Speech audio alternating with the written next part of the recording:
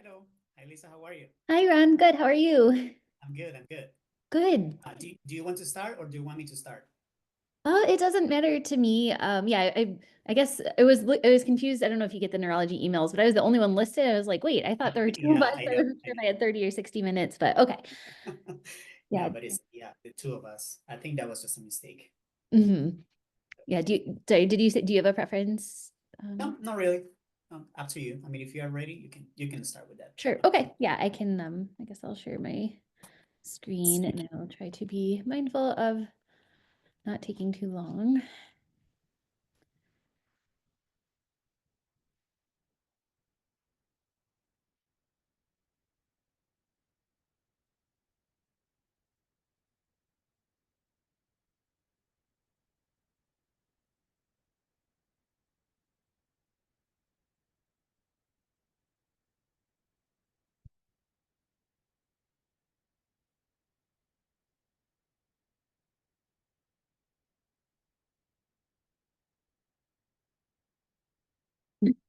Yes, Isaac, you're the only sleep fellow today.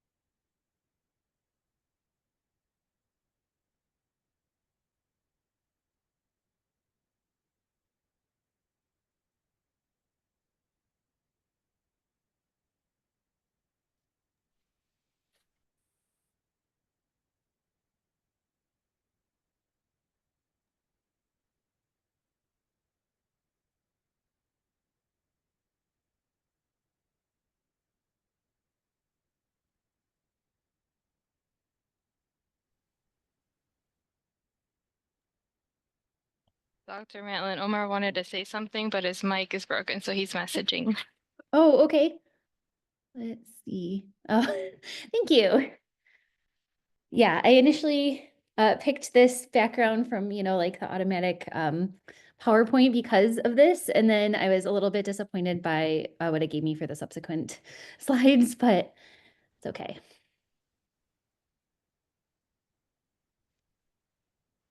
Maybe just another minute, just because we're splitting the lecture between two of us and I want to make sure everyone has enough time. I'll maybe start at like 1:02.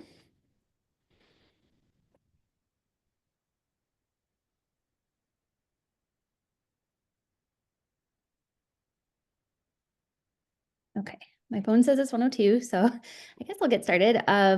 So yes, today is complicated case review. So I will take the first 30 minutes and Dr. Gavidia has a different case.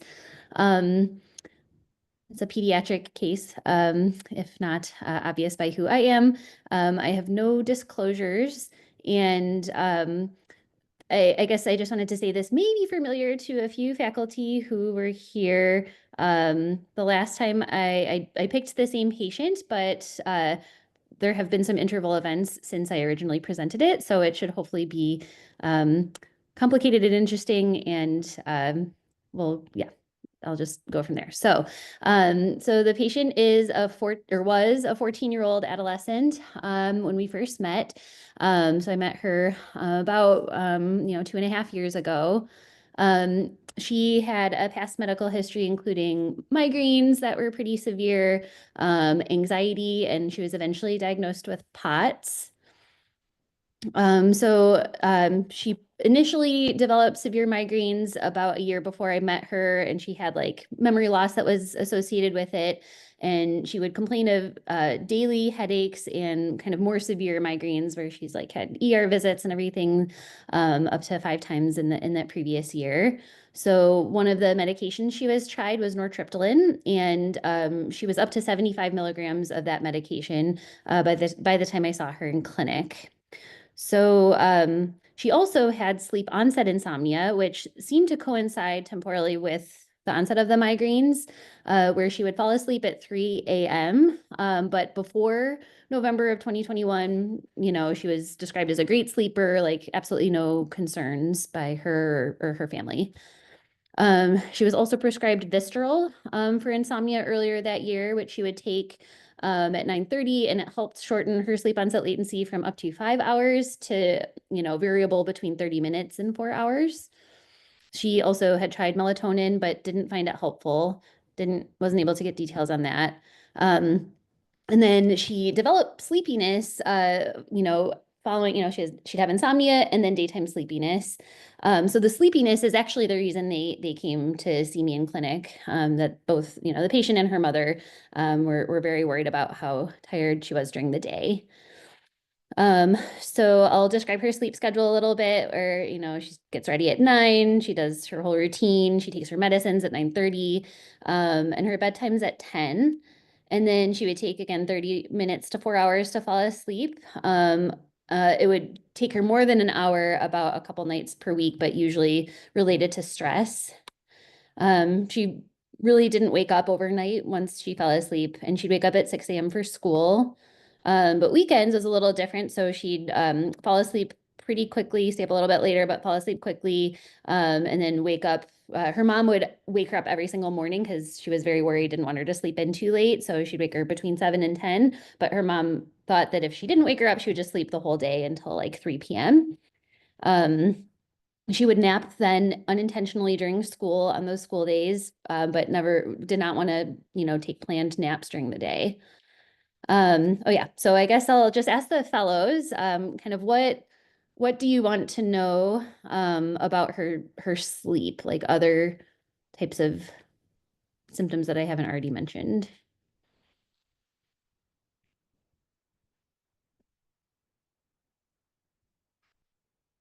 There's a chat. Any association with positional orthostatic symptoms to migraines? I don't think, I don't remember all of her migraine history. That wasn't my biggest focus, but I don't think at the time that there was a relationship between that.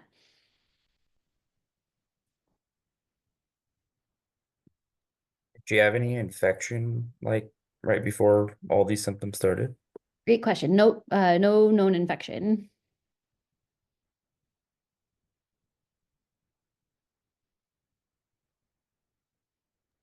I think I might have missed this, but any changes in medications? Just the nortriptyline that was started and increased, and then the hydroxyzine. Those were like the only two that were fairly recently added on, but yeah.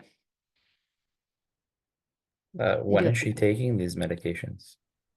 She would take those two at night right before bed.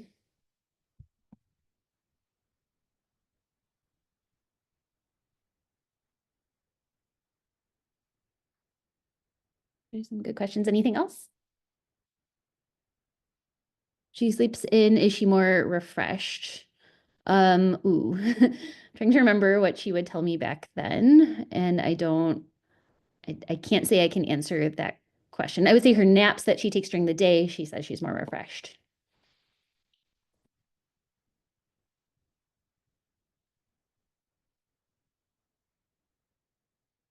All right, so I guess I will just go over other, you know, like sleep disordered breathing symptoms I asked about, because of course she's sleepy during the day, but she had mouth breathing, but no snoring, no apneas, like nothing else really outside of the mouth breathing.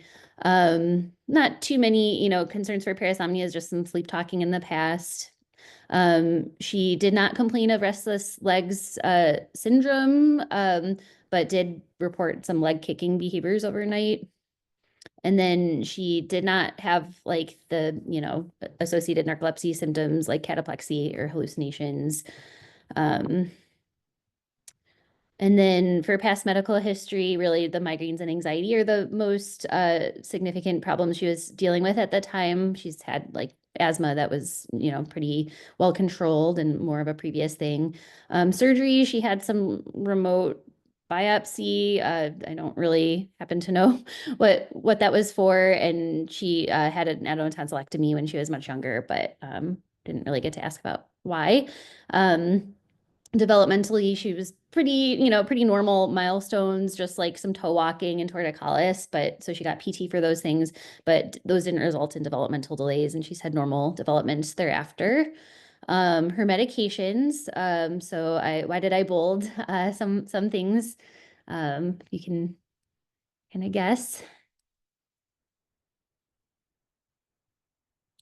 But outside of what I mentioned, just birth control, which she says, not using for birth control reasons, but more for menstrual. She's on iron. That was, again, not related to sleep reason, but just for actual iron deficiency. And then some supplements, but otherwise not too many meds. And the chat, hydroxyzine was for her anxiety. Sorry, it was for sleep, but she also has anxiety, so it's like kind of for both. Again, prescribed by people before she got to my clinic. And then her family history is notable for narcolepsy in a couple of family members, both her mother and her grandfather. Both have narcolepsy with, one without cataplexy and one with. Socially, she lives with parents. She's an only child. She's one of those like very high achieving kids. So she was in 9th grade when I met her. She was a straight A student. She was in both advanced and AP classes as a freshman, which I found impressive. And then she was co-captain of her pom team also as a freshman. And was involved in dance. So she's like very active, kind of puts a lot of pressure on herself. That type of idea. She did, by the time I saw her, already have a 504 plan in place for school. So they allowed her to take nap, kind of accommodate some of her sleepiness. So what do you all think would be on the differential diagnosis with the already given history?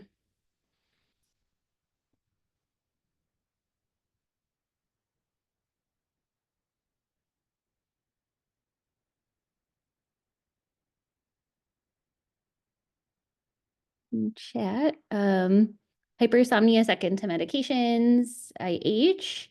Yep, those are some good ideas. Anything else that you would put on the differential?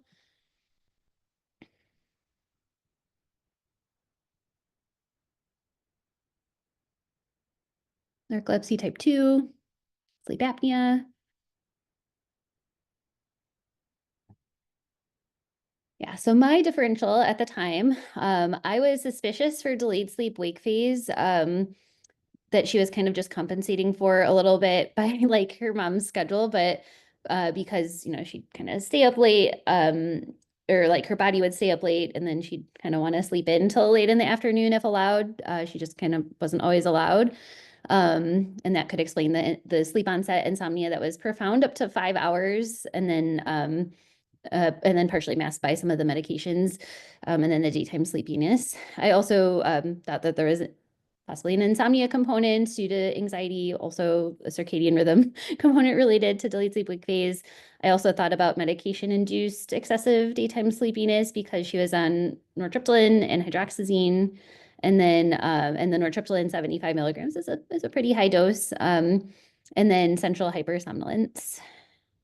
So additional information. So before she came to see me, her mother had already discussed symptoms with her, nurse. She had a neurology nurse practitioner outside of U of M. And it was a U of M person because testing was internal. But her mother insisted on an MSLT because mom is familiar with narcolepsy and she thought her daughter's symptoms resembled her own. So a sleep study in MSLT was performed prior to coming into clinic. So here is this original PSG MSLT report. So basically did not have sleep apnea, did not have a sleep onset REM period, and then had a mean sleep latency of 4 minutes and had 1 sleep onset REM period. So it was, thought to be consistent with excessive daytime sleepiness, but didn't meet criteria for narcolepsy because of only one sleep onset REM period. So here's the 4.1 and then the one, so REM. However, conditions of the MSLT, so she did not withhold any sedating medications. The half-life of the medication, when I looked it up, there was, you know, kind of adult data, but is fairly long. And then the half-life of hydroxyzine is also like half a day as well. Actigraphy was ordered, but for unclear reasons was not carried out. I think that was going on quite a bit back back in 2022, if I remember. A urine drug screen was not ordered or performed for this patient. So what do we conclude? So the test was performed again on sedating and REM suppressing medicines. While the MSLT clearly demonstrated excessive sleepiness just by like, you know, that 4 minutes, you know, just the methods made that challenging. She had one ZOREM, but she was on REM suppressing medication. So how do we interpret the MSLT? Like, what would you do if you saw this patient in clinic?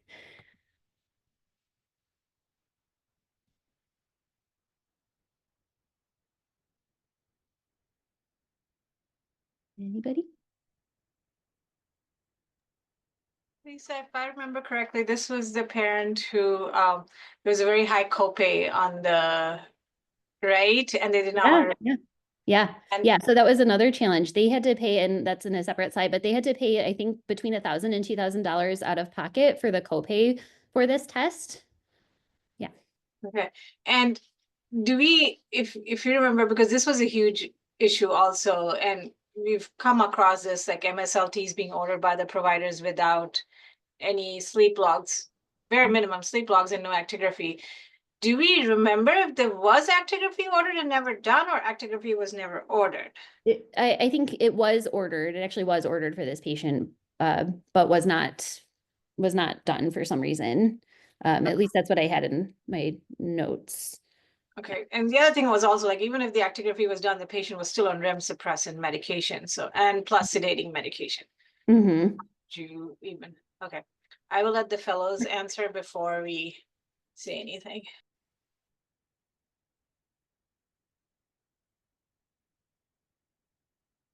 Any thoughts?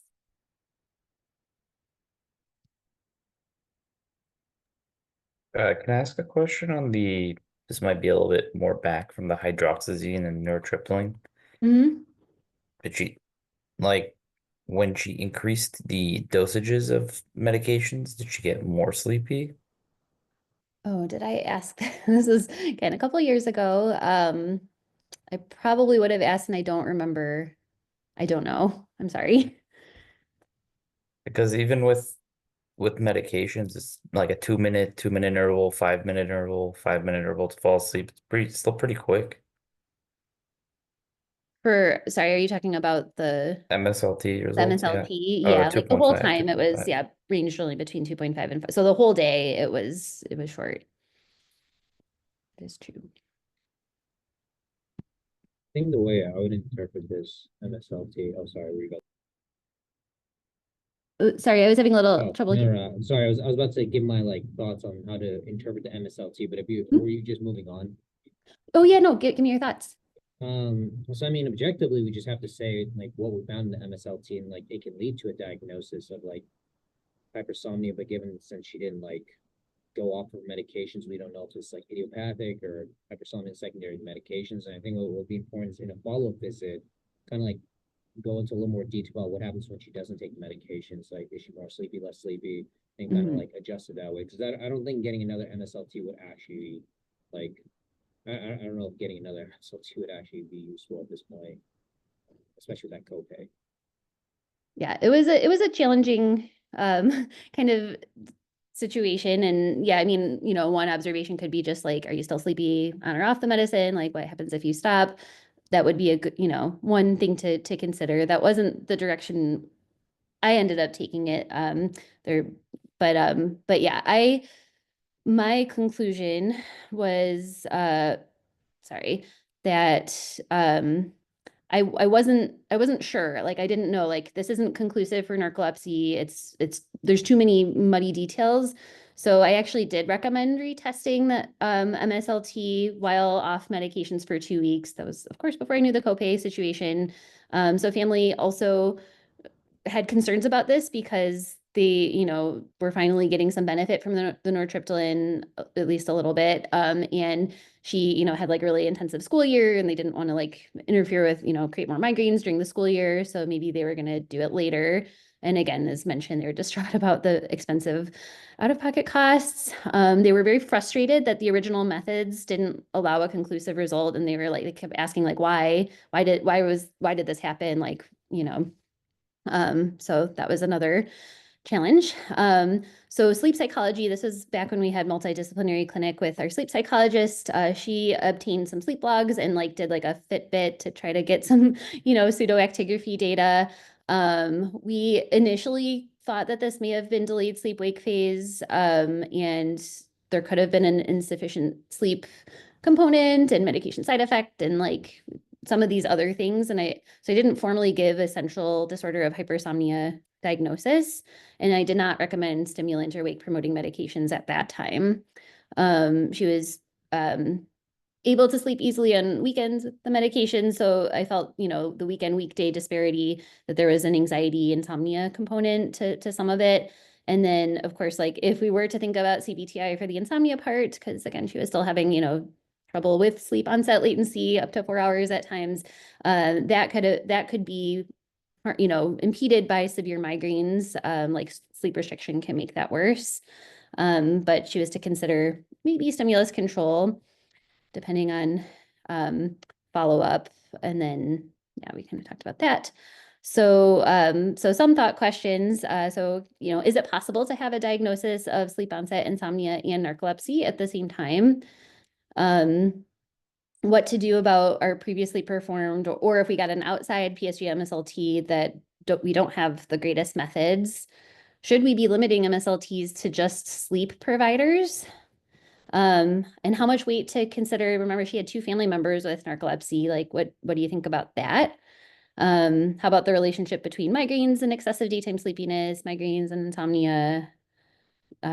So yeah, I don't know if anyone wants to comment on any of these things. And after this part, I have my updates of how things have been since. Yes, the first one. Okay, so you think there can be sleep onset insomnia and narcolepsy? Yeah. For the second one, there's this phrase that I've heard a long time ago, but trust but verify. You want to trust your colleagues in medicine to make sure, but you also have to verify to make sure everything was optimal, let's say. So if it wasn't like exactly, you may have to like, let's say, repeat testing at times. Nothing's 100%. Mm-hmm. Third one, limiting to sleep-only providers. For MSLTs, possibly. It's kind of hard to say, mainly because a lot of times, the ones that are ordered externally, patients don't stop medications, and sometimes they take good sedation medications at night. For family history, yes, like it does play a good role. You could do genetic testing or something. And then with migraines, isn't there a variance like complex migraine? People act like they have strokes or sometimes very sleepy or something else that goes along. Yeah, there can be secondary like migraine symptoms. But yeah, just like in general, like if you have like a chronic migraine condition, like, yeah, could that chronic severe intractable, how does that play in? We know there's definitely a relationship between migraine and insomnia too. I guess your mention about, yeah, so thanks for volunteering all those answers. The family history of narcolepsy, there certainly can be like clusters in families. There is no known genetic test that would like kind of prove that. There's the HLA DQB10106. I got that all those letters and numbers right. But that's only a marker. So like 20% of the general population has that marker. So I've never actually ordered it myself. I'm not aware of any other genetic tests for that. The sleep onset insomnia narcolepsy correlation, I was really skeptical of this when I first met the patient because the textbook would say, you know, you can have sleep maintenance insomnia, but you shouldn't have sleep onset insomnia. You should be able to fall asleep kind of anytime at the, you know, the beginning of the night. So I was really hung up on that and kind of like, okay, this is, you know, this is very confusing to me is another reason I was like, I don't think this is, you know, essential hypersomnia when I first met her. But in the interest of time, I'm going to move on. So we were finally able to repeat this PSG MSLT with better methods. So holding, you know, all of the meds. Actigraphy was, you know, not too remarkable. Urine drug, just a little delayed circadian rhythm, but not extreme. Urine drug screen negative. Sleep study had ASO-REM and again did not demonstrate sleep apnea. MSLT showed an MSL of 1.3 minutes and 4 out of 5 sleep onset REM periods. So again, a little short, you know, sleep duration, probably as good as you're going to get in an adolescent. I thought this was unambiguously now positive for narcolepsy at this time. I didn't have a better explanation for these findings. She was also no longer on nortriptyline. She switched to Botox for migraines. She's been prescribed Abilify for mood kind of symptoms and escitalopram and lamotrigine and like a combination of stuff. Clinically, she no longer at this time has sleep onset insomnia. So now she falls asleep very, very quickly at 9:30, and she wakes up at 5:45 for school, sleeps all the way through the night, and then she naps a couple times per week, which are refreshing.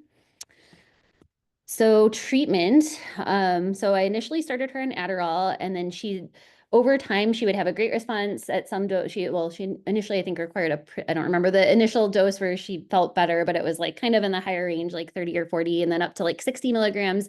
And then she was still sleepy. So she kept getting tachyphylaxis every few months and required switching or adding on other things. I tried to add on modafinil to Adderall, but she seemed to have worsening sleepiness for some reason. So we took her off that. Then we ended up changing to Ritalin. And this is because her grandfather, who has very severe narcolepsy, is on Ritalin, and specifically Ritalin short acting, and like does really well in it at an extremely high dose. So she's required, again, like every few months, like she'll do good at, you know, some dose, and then eventually they call me and they need, you know, she's in a crisis and she's falling asleep all the time and needs more.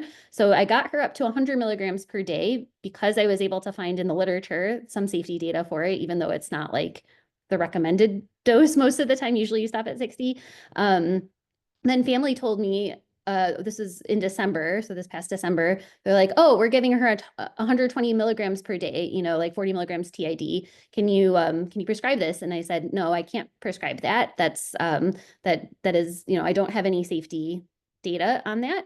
And they kind of Sorry, in what response to dose that, was she taking? she was taking Ritalin 40 milligrams 3 times per day, so short acting. Okay, got it. Okay, thank you. And I told her it was supposed to be 40, 40, 20, so 20 like a booster dose, but she had to 40, 40, 40. And then, so I told her, no, we'll stay with 100 and we'll try some other stuff. They kind of said, okay, but then I later found out she was still taking 120 milligrams. I'm still confused how she got so much. Anyway, lots of confusion here, but anyway, we ended up adding on our modafinil in February and combine it with either 100 or really functionally 120 milligrams of Ritalin. And she felt like that was going great for maybe a month or two. And then when I saw her in March, she was again like sleepier than she's ever been. And they were really hopeful to, you know, use 120 or 140 milligrams of Ritalin because that's what her grandpa uses, and he's doing well in that. So my plan from clinic when I saw her last week was to increase her modafinil to 250, just like kind of max it out. And then in the interim, I had prescribed her Wakix thinking we would just switch to that. And it actually was approved kind of surprisingly because I've never gotten approved before, but they never ended up starting it because they were worried about some of the side effects profile that they read about. And because our modafinil seemed to help initially and they got that first. Because we were doing our modafinil as like a bridge to Wakix. Anyway, so the plan from clinic the other day will very likely be adding on WAKIX. They wanted to wait till after her AP exams in May, so she'll probably need it by then. They already have it at home. Anyway, that's kind of our interim plan. I did discuss and kind of say like, hey, you know, what about oxybates? And they are really worried about this, and they kind of shake their head no, like every time I bring it up, just because, you know, I have mentioned like the side effect profile, and that does worry them. She does have like, again, the mood disorders and other things, migraines, and weight gain. Actually, she's gained a lot of weight from one of the meds, Abilify. And anyway, so additional questions. So what do you think about the evolution of diagnoses from sleep onset insomnia to narcolepsy? And what am I going to do about her rapid tachyphylaxis to everything? You know, she's only 16. And then how do I better counsel her about her high stimulant request? And is there anybody who's used more than 100 milligrams of methylphenidate? Because family's trying to like tell me I should, you know, do it. And I don't know. I, again, was not able to find any safety data, and it makes me very uncomfortable. So I told them no, but they're a little bit insistent about things. So any, I guess, thoughts about any of these things? So, quick question. So I think just because grandfather uses it doesn't mean that they have to, but have you thought about doing an MSLT, like a treatment effect MSLT? Oh, I have not. I think, well, in this case, family is going to be really worried about the cost, but Or like, as near as supposing like MWT, either way, because I've done it on some patients who swore up and down, like, or had a high Epworth. We do that every time they're in clinic, and did that, and they were surprisingly not that sleepy on an MSLT. I found it helpful too. I had one patient who was on like 3 different meds, and I did the treatment MSLT, and although in that case it confirmed that he was really sleepy, but I didn't have much more to offer him. But yeah, I have found it helpful too. a good thought. Yeah, I don't know I'll be able to talk them into it, but it is a good idea. Thanks. Any other? And I guess also, what about, I mean, some like framing of expectations, right? I mean, she has severe sleepiness. I Mhm. mean, can she get in some scheduled naps? Can she like, I mean, an expectation of like improved sleepiness rather than like resolved sleepiness? I don't know if Yeah. that's any component of it. Yeah, and I tried to do that a lot. There, you know, she's like, she has to be in POM, she has to take all her AP classes, and even her neurologist managing her migraines is like, even in her notes, I can tell that they're talking about like similar, like, kind of have to like think, is this too much? They've been resistant. Again, they're, you know, the patient's like puts everything, like a lot of high demands on herself, and the mom is kind of like one of those very involved parents. So that has been challenging, but yeah, there might be a point where we might just have to focus on like, how can we improve, but not ameliorate, you know, every component of sleepiness, because it just may not be realistic. But at this point, like her mom was saying like, you know, I have to like monitor her sleep. You know, I can't leave her alone because she'll fall asleep doing homework. And, you know, like her mom feels her whole life is revolved around now her daughter's like sleep schedule and keeping her awake for her activities and like schoolwork and stuff. But she does have a 504 for like, and her teachers are great. So that part's not an issue to let her sleep in class if she needs.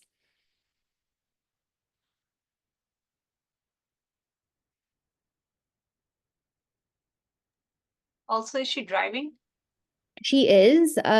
She has called her mom once about like feeling too sleepy behind the wheel, but mom and her also like kind of swear up and down that they, you know, have safety at the top of their mind, and like she would, you know, she doesn't drive too far, and so I don't know. We talk about it every visit, but So that may be a push to do an MWT or an MSLT, because if she's that sleepy on 100 and she's not having any issues while driving, that's a little unusual.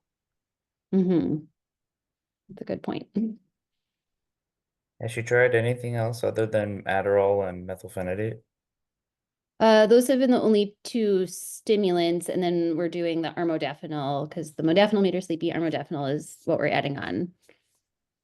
And yeah, that's it. And I'm a little hesitant to kind of switch stimulant. I mean, we could, but I just don't know if any others are as strong as methylphenidate, like Vyvanse. I don't know. The reason why I'm Well, asking, I'm there's sorry, I was gonna say, I haven't had good experience with Vyvanse at Mhm. all. Mhm. Um, I've never. has she had a combination of long and short acting? We one? we kind of had to because of the supply chain issues where like we were on long acting for a while. She actually found it less helpful. She's doing great from a side effect standpoint, like not having crash effects, and she found it more beneficial for her sleepiness to do long acting. I guess I haven't purposely combined both. I don't know if that would do better than like her short actings. I find a mix to be really helpful. Oh.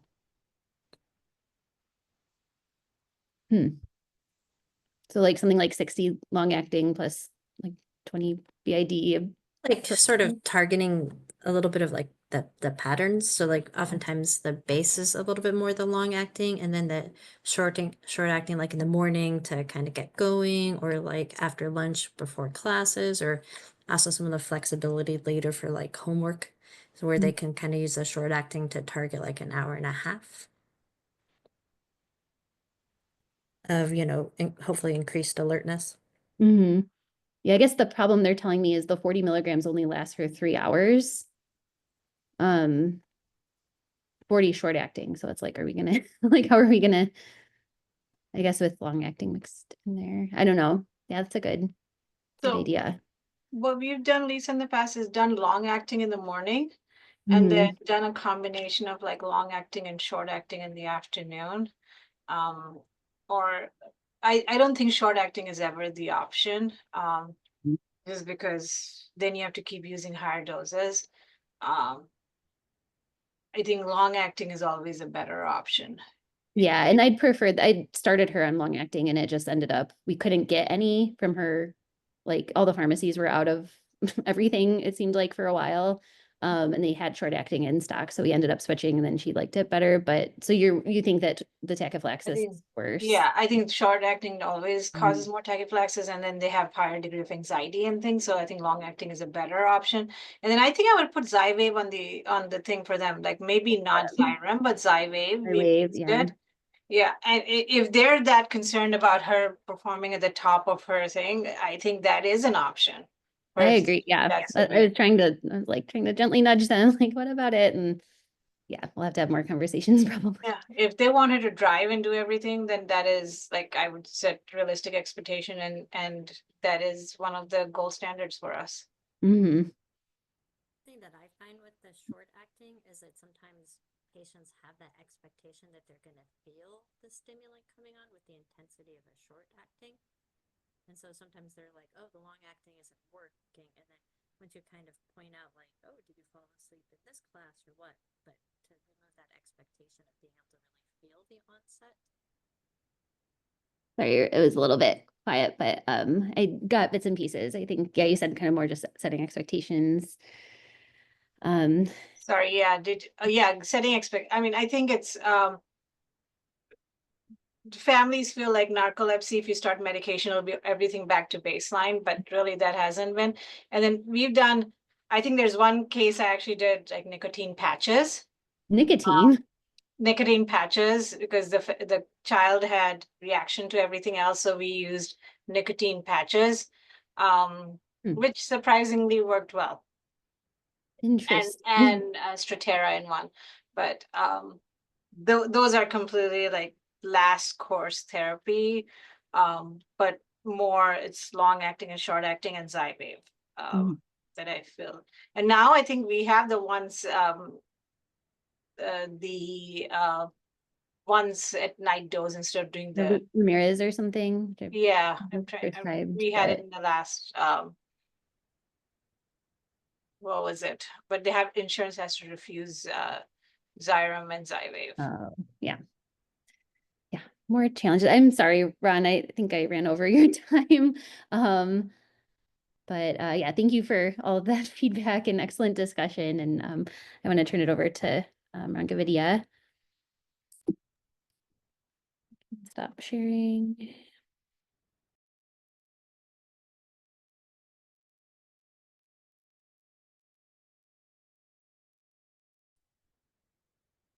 Hi, everyone. Can you see my screen? Okay. Perfect. So to continue with the difficult cases today, and in the interest of time, let's just move forward with this. So, let's see. Okay, I have nothing to disclose about this case. Let's just begin. This patient was initially seen at the clinic in October 2018. At the time, he was an 80-year-old gentleman. The chief complaint was snoring and witness apneas, and the history was obtained directly from the patient. And then history of present illness. So the patient had the typical symptoms of sleep apnea, loud snoring, witness apneas, nocturia, excessive daytime sleepiness, basically everything. And then he had a past medical history of previous diagnosis of obstructive sleep apnea diagnosed in 1989 by Dr. Aldrich. And that study showed that he had an AHI of 16 and oxygen nadir of 69, and he was forced in the supine position. He was titrated with CPAP 8, that was the recommendation, but he couldn't tolerate this. He had issues with the dry mouth, he had issues with the mask, so he eventually stopped using this in the mid-90s. And he opted for the treatment with protipiline and positional therapy. So just a question for the fellows, why do you think the patient, or why do you think he was offered protipiline for the treatment of sleep apnea?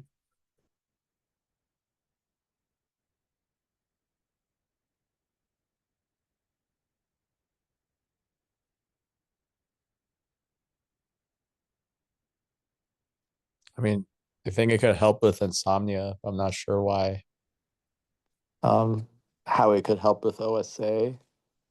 Yeah, there's an association between, well, first of all, the tricyclics, just like any other antidepressants, kind of kill REM sleep. So if people who have, REM sleep driven sleep apnea, that may, decrease the severity. But also it's been observed that this medication may be associated with an increase or improvement of the upper airway dilator muscle tone. So somehow may improve. Again, just associations. Okay. And then the sleep schedule of the patient was nothing remarkable, just the awakenings 4 or 5 times, mostly for nocturia. And then, and he was, in relation to the substance use, he was a former smoker in 1993. Epworth score at the time was 12/24. And then past medical history of CAD, status post stent placement, GERD, prostate cancer, post-resection, migraine, overweight, and the former smoker, with a total of 30 pack year. And then he had a past medical history of tonsillectomy, TURP for the prostate cancer, lumbar laminectomy, and the stent placement. Okay, so physical examination, nothing really remarkable. Vital signs were within normal limits. The BMI was 28. The ENT exam was a Friedman class 2. Nothing else was remarkable. Respiratory, there was nothing remarkable either. And the same with the cardiovascular, musculoskeletal, and neurological exam. Everything seemed to be okay. So the initial assessment for the patient was obviously, the presence of obstructive sleep apnea wasn't treated at the time. So the order was a split night study. And if no evidence, then they will discuss other testing or something else to kind of address the excessive daytime sleepiness or fatigue, and follow up in 3 months for assessment. So he was tested with the split night, and then that one showed at the time his body mass index again was 28.3. Total sleep time was 266 with a sleep efficiency of only 59, almost 60%. The baseline portion showed severe sleep apnea was 60, and so obviously worse than before. And then the oxygen nadir was 70%. So diagnosis was severe obstructive sleep apnea, and the titration tested 5 to 18 centimeters of water of CPAP. And due to intolerance, he was transitioning to BiPAP. They noticed that nothing was very, very optimal, but they suggested that perhaps BiPAP 2218 was perhaps enough. And they decided to start a treatment with that. That was the plan. Okay. So in relation to the interval history, so the patient was seen as a follow-up in March 2019. He was doing pretty well with 2218. As you can see, there was just air leaks, perceived by the patient, but objectively, the machine was reporting 0.1 liters per minute. And the leaks were hitting his eyes, and he was having, dry eyes. So he was kind of just upset by this. So the plan at the time was to continue with the BiPAP mask refit. So he was using a Simplus mask, and he was recommended to try the MRAview and return visit in 6 months. In 6 months, so he didn't like the MRAview mask, so he went back to the Simplus, and the leaks persisted. So again, very minimal leaks according to this, but the patient thought that it was significantly uncomfortable. And then the AHI was, the AHI flow was only 2.3. And then the pressure change, the pressure was changed also from 2218 to BiPAP 2016 because he felt like perhaps, with the decrease of the pressure, the leaks may decrease because he wanted to continue with the same mask. And he was not interested in anything else, any mask refit. So in August 2020, so almost a year later, as expected with the lower pressure, they observed a cluster of obstructive apneas. As you can see, the leaks were still very low, 0.1, and the AHI was the AHI flow was 6.5, and the obstructive apneas were 5.8. And they decided to change the pressure just progressively, just a little bit, increase to 20.6 over 16.6. And the plan was to gradually increase the pressure to the recommended 22 over 18. More follow-up visit in July 2021. The compliance was lower than 70%. The patient had to take over the care of his wife, who was having some significant issues with Parkinson's disease. So at the time, his leaks were still low. The AHI was okay. Sorry, I don't have the data here, but it was okay. And then the plan was to continue with the same 20.6 over 16.6 and refill of supplies and return visit in 1 year. Then in June 2022, a year later, he reported the mass discomfort. He continued caretaking for her spouse, and then the leaks were still low. The AHI was high again, 7.0 with 6.1 obstructive apneas, and he was somehow symptomatic. He was fatigued. He was tired. So with that one, so the decision at the time was to change the pressure from 20.6, 16.6 to increase 1 point, 21.6, 17.6, and report any pressure intolerance or any issues and return visit in 1 year after that. A year afterwards, the compliance, there was a compliance gap, but it was kind of borderline 69% due to the spinal fusion the patient had the previous month. And then the leaks were a little bit higher, but the AHI was improved, 4.8 with 4.1 obstructive apnea. So the plan was to continue with the same pressure and the refill of supplies. Okay. Everything was fine until here, and then emergency department visit. So this was in January 18, 2024, the patient went to the emergency department because he developed chest pain in the morning. So patient woke up with with right chest pain. So he went to bed without any symptoms, and he woke up in the morning with the right chest pain. He said that there was no radiation. It was just localized there, and he felt like the pain was intense. So he decided to go to the emergency department, and this is the first the assessment when he arrived. So that he didn't have a fever. He was tachycardic, 108, normal blood pressure, and the work of breathing normal blood pressure and worker breathing with SpO2 91, 93 on room air, and he was placed on 2 liters of supplemental oxygen, and that normalized the oxygen saturations. He was comfortable appearing, lungs were clear per auscultation with good air movement. Heart was tachycardic without murmur, pulses were symmetric, and no peripheral edema was noted. So they started, the acute coronary syndrome protocol with the aspirin and sublingual nitroglycerin. And then they ordered an EKG, and they found that the sinus tachycardia, they only noticed the sinus tachycardia, the heart rate 105 per minute, and normal ST segment. So with this, they ordered the chest X-ray, and this is what they noticed. So they observed, obviously, the pneumothorax on the right side of the chest. And this is not the patient's X-ray. This is just an example. This was another facility, so we didn't have access to the real images. So with this one, the patient was. This is the reading of that X-ray.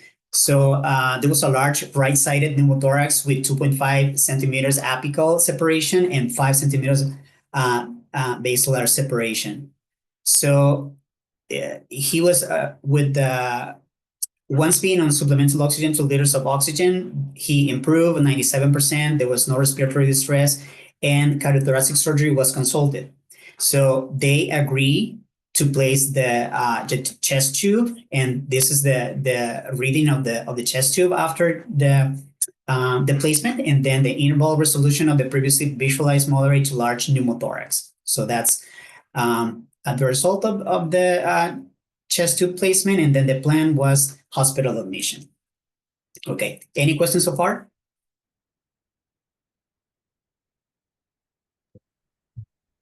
Okay. Ron? Yeah. For those of us that haven't done any general radiology in a few years, can you go back to that X-ray and just show us? I see loss of lung markings maybe on the right, but is that basically the finding that makes you know it's a pneumothorax, or can you point out what the salient features are? It's basically this here. As you can see, you see the bottom of the lung here, and then the space of the pneumothorax. And then this one is perhaps overimposed with the scapula here, but you can also see the line here. So the lung parenchyma is here, and then this is the other one. Again, this is not the actual X-ray of the patient. It's just an I know that. Yeah. Yeah, and then this in this case, this patient actually had reed fractures, so that was the reason why he developed. I mean, this patient, right? But the other, our patient, he didn't have any. Yeah. Okay. Thank you. Yeah. One quick question: the CT scan, did it show any other blebs, or was that they comment on anything else? Sorry, it was just chest X-rays. Okay, no CT. No CT so far. Yeah, no CT. Yeah, yeah, and we're going into the CTs. Okay, so and then during the hospitalization, he was at the hospital for 3 days. So he was using the incentive spirometer, and then there was another X-ray on the morning of the 20, and there was, right-sided chest tube was in place and no pneumothorax. And so with that one, they decided to remove the chest X-ray, the chest tube. And then they didn't notice any issues. So they decided to discharge the patient because he was stable at the time. So the discharge plan was Tylenol, oxycodone, and continue other medications that he typically he was taking. And then this was the cardiothoracic surgery home care instructions. So don't smoke, not flying, and not scuba diving for 4 weeks, and then resume normal sleep, schedule everything as soon as possible, and resume a normal diet, and then no PAP use for 30 days. That was their recommendation at the time. And sorry, one more question. Why were they having him do an incentive spirometer, like force technique, when he had a pneumothorax and a chest tube in place? Yeah, that part I'm not so sure. I would look to Megan to like see if that's a normal thing, but It's not. yeah, I'm like a little surprised. That's not, that shouldn't be happening. Yeah. Yeah. Yeah, Okay. you Right, know. I was like, I don't know Yeah. if any of us would be so brave to attempt that. No. Okay. So that's okay. So No. they're saying like very aggressive, management of the secretions and stuff like that, and the speedometer. So I was like, Okay. okay. And then okay, so afterwards we stay in touch with the patients. So this was so in basically a week later, the patient reported he won't be using the PAP therapy because of the recent events. So we agree with that.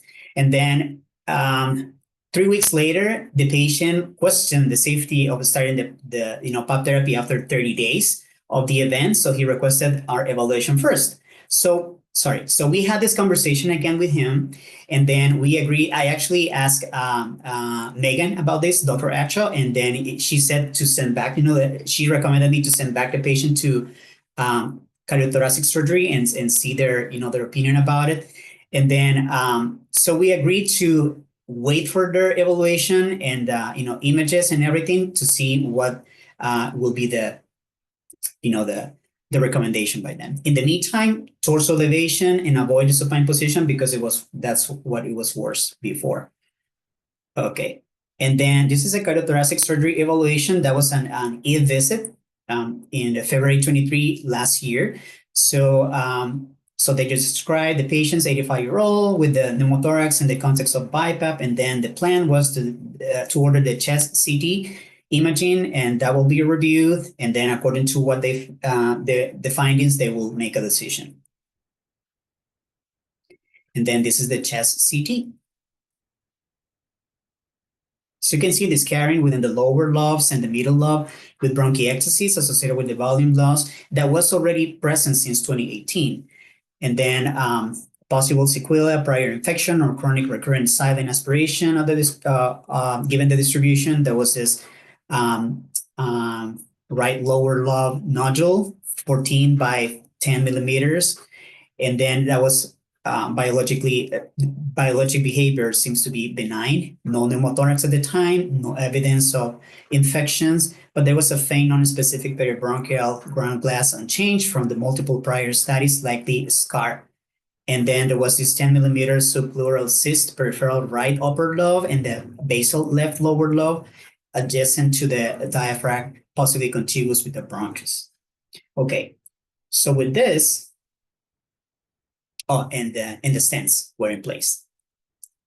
So the follow-up visit with cardiothoracic surgery, they say that was in the April 18. Given that these scans show bronchiectasis, we discussed speaking with us or primary care for further evaluation, and discuss with the sleep medicine whether reduced settings can be used from nighttime CPAP, BiPAP. Recommend that re-engaging in exercise may also be beneficial for him, and follow up as needed. The question that I have for you is, what should we do with this patient? First of all, can I ask you, why does he definitely need BiPAP? Could he use CPAP? Let me just go back again to that. So there was the PSG, the split night. He was intolerant to CPAP. That's why they switched to BiPAP. Do you have a CT image? Like how big are the blebs? It's a one or many? This is the only one that I have. The patient had 3 more CT scans previously to this, but I couldn't find the results. We only have like access to 1 or 2 images, but nothing else. So the radiologists, what they did, they just compare, here at least 3 of them, the 2018 and the 2021, and this we have basically available. So he has 10 millimeter subpleural cysts, so not just one, but in the right upper and left lower. And it's Yeah. probably contiguous with the bronchus. So that means if you use PAP, there It is might- a chance that it is going to be another pneumothorax. Okay. Yeah. And then, yeah, there's a chance. So that's, we kind of discussed that with the patient, and there's more to this. There's more to this, but before telling you what,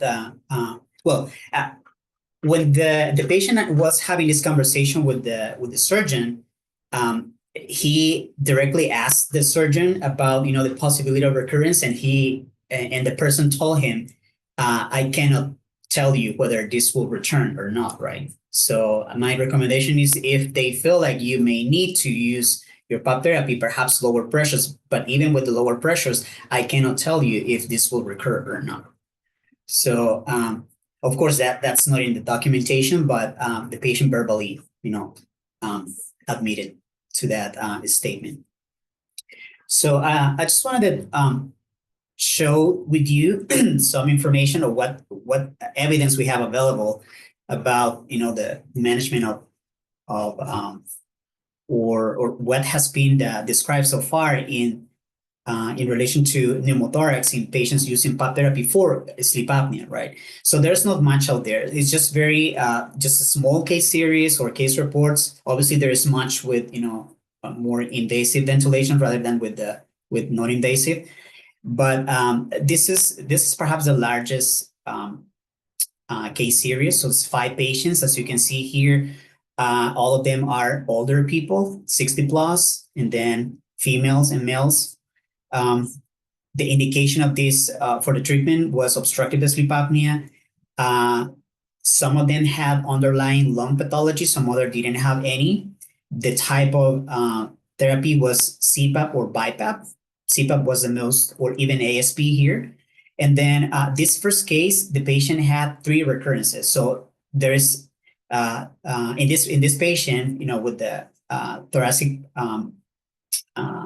with lung pathology, they already have this, in this case, have 3 episodes of recurrence of the pneumothorax. And then this one has, I think this one 2, and then the other ones were just like 1 episode. And then we also have here, so how long did it take for the patients to develop this? So the first patient was 2 months, the other one took years, the other one within hours of using the treatment. So as you can see that it's very different. And then pneumothorax frequency, as I told you before, 3 times the first patient, and then this one twice, and then the other ones were only once. All of them were treated with the chest tube. And yeah, so basically, with all of these cases, they were very conservative, of course, and just because of the experience of having, at least two patients who had, recurrence of the pneumothorax, they decided perhaps not to pursue anymore, and they were perhaps offer something different.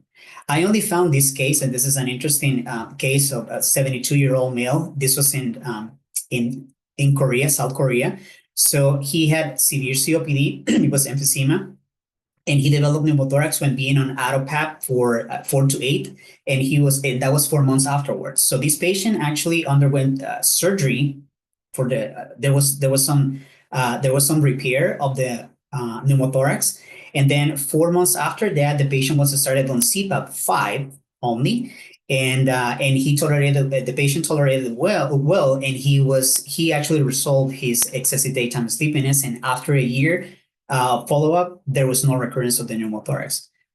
Again, we're talking about someone who received, there was some surgical repair of that, and it's a totally different, perhaps approach here. And then, The fluorodesis is an option. sorry, what was that? The talc fluorodesis, they collapse the pleural space with the talc. Is the therapy is an option for this patient to reduce the future pneumothorax. like a Mhm. pleurodesis. Yeah, So you can, I've probably had, I think like 4 or 5 over the last couple of years, patients who have had like surprising pneumothoraces in the context of using PAP. And in every situation, it's been somebody that nobody knew that the patient had underlying lung disease. And almost all of them have had like some degree of bullous lung disease that just we weren't aware of, or there was some sort of bleb or something like an anatomic abnormality.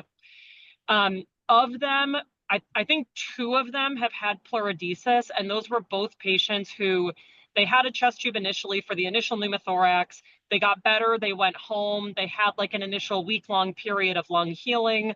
CT surgery then cleared them. They used PAP again and then developed recurrence of the pneumothorax on the same side. Those have been really the only cases where I've seen CT surge being pretty aggressive with pleurodesing someone. I had someone who I was seeing that had bilateral blebs that were noted, and he had recurrence of a pneumothorax on the one side, and then was so worried that he was going to have an issue on the other side that he asked CT Surge to do an empiric pleurodesis, which they declined. So my own experience, right, is I think that they're more inclined to do it if this has been a recurrent issue, more so than if it's just been a one-time, one-off thing. But often in these cases, I think they try to be relatively aggressive about saying that if there's a non-PAP based modality that we can be using, then they usually recommend that. If that answers the question. Thanks so much, Megan. That was very helpful.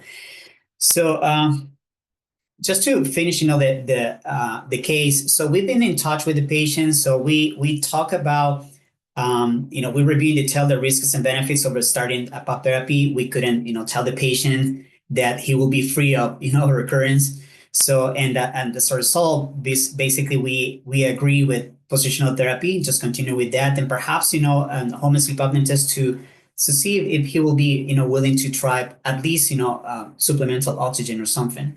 So we did the home sleep apnea test here. So he was 12 pounds less than baseline compared to 2018. So again, this is oranges to apples, right? So the REI was 30.6 versus 60 that he had in the actual PSG, and there was some kind of borderline oxygen saturation. So with this, we told him that we could do like a pulse ox at least to qualify him for for supplemental oxygen, and he was like, "Doc, you know what?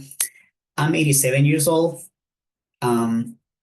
I have lost all my friends. I've lost my wife, so I feel like right now, if I have to deal with that huge machine that my wife had for oxygen, because they had to, move the concentrator like back and forth, he was like, I'm not interested in that. And then I feel like I have lived a long life, and I feel like I'm okay with keeping my positional therapy right now, and I feel like I don't want to do anything else about it.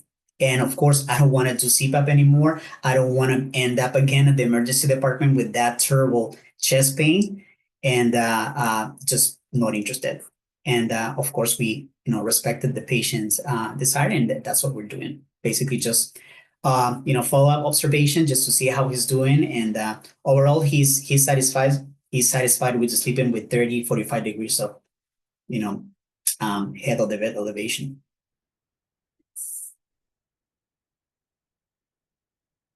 Any comments? No, I think we agree. I would agree. I don't think I would use PAP therapy in this case. Yeah, I agree. I have sent 2 of these folks over for Inspire evaluations, just attempting a non-PAP based modality. So that might also be a consideration if the patient is otherwise an okay candidate. The other thing that I would bring up in this context, because for whatever reason in the last year, I've seen, I think 3 patients that have sustained traumatic falls have ended up with a pneumothorax in the setting of trauma. So they had like a rib fracture that protruded inward and caused like a traumatic mechanical issue. I've been getting a lot of questions recently about like, when is it safe, quote unquote safe, to resume PAP in those people? And Fozzie, I don't know if you've like run across this much. You know, I talked to the IP folks about this. I've talked to some of the folks in CT Surge as well. And the best that we've figured is we've ordered rib protocol CT scans on these patients, not an X-ray, right? Because the X-ray is going to show that the lung is up, but you can't actually look for bony fragmentation. And then try to really do like a dedicated rib analysis on the CT to try to see, is there any persistent rib deformity that might otherwise predispose these patients to recurrent pneumos? If there's not, I have restarted PAP in these cases and just told them like, look, there is a potential risk, but you know, the better part of valor, we looked and we don't think that this is going to be super high risk right now, but I, you know, never say never. And if there is some sort of persistent bony anomaly, that's then again where you have to consider like, well, what might my alternatives be? So for whatever reason, in 2 of my hypovent patients in the last year, this has been an issue. So just a related, but you know, maybe not the exact same scenario, but a related concept to think about. Have you waited the 30, like the British Thoracic Society says, wait for flying and everything? How long have you waited, Megan? Because sometimes I say, you know what, wait the 30 days and then kind of see, and then do PAP. There is no rhyme or reason to it. Yeah, I've seen CT Surge clear folks after like usually 2 weeks is the window. So it's not the same. I haven't seen them use the same like 30-day threshold that they use for flying. Yeah. I mean, that's an interesting question. I mean, practically speaking, like I don't know how much more pleural healing you would have over an additional 2 weeks. You know, I don't know. I think especially, right, if they've had one pneumo and especially if they have some degree of anatomic deformity, they're going to be at risk for another one. And like, you know, the question is going to be like, is the juice worth the squeeze on this? If they're a hypovent patient and you think if I don't give them PAP, they're going to die, like that's a different story than do they have, you know, moderate OSA and we can get by with positional therapy. So there's a risk benefit. And I think if you have alternatives to PAP, then that's the ideal. But, you know, in some cases you don't, and you just have to accept that there's risk, and it sucks, but it's the unfortunate reality.